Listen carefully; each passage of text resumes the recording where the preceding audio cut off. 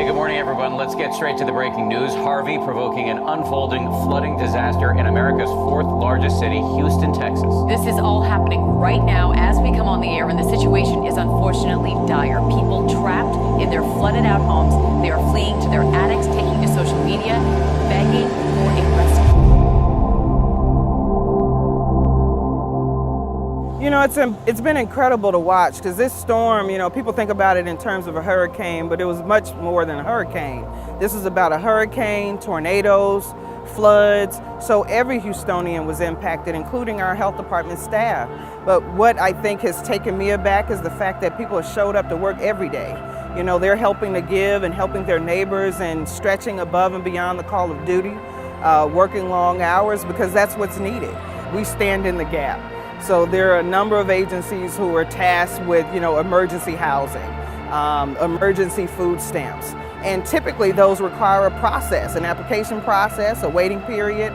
So what the health department does is really navigate and assist individuals with getting access to those vital basic needs in the meantime. And I think another part of the vital work we've done here at the shelter is keeping people healthy and preventing the spread of diseases. So our sanitarians, our public health experts on surveillance have been monitoring what's going on with the food that we eat here, with the sanitation of the shelter, and just making sure that things are, you know, of quality and as clean as they can be. So I think people miss that part about public health that sometimes is invisible. When things go well, you know, they necessarily don't attribute that to an organization, including ours, but that's what the health department does, and we're the invisible warriors. You know, we're there throughout the shelter, throughout the community, providing a variety of safety net roles in a way that's helping Houstonians stay healthy.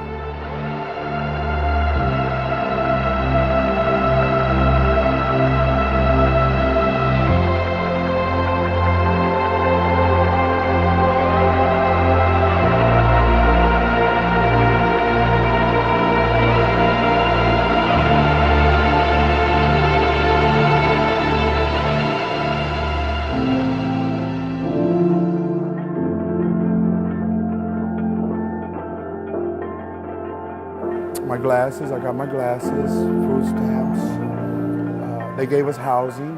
The health department gave us our housing, 30 days in a motel, so we could get on our feet. Well, basically, they're just trying to help us get all of our stuff because we lost all our IDs, our Medicaid cards. They also gave us a lot of clothes. It's kind of like pretty awesome in a way that people are willing to give us all this stuff. They've been very, very good to a lot of people here and helped us and helping everybody and making sure everybody eats, got clothes, got hygiene. They just City of Houston very much took care of us very well. We got a full wraparound service approach in our intent to bring stabilization back to families who have been displaced by the flood.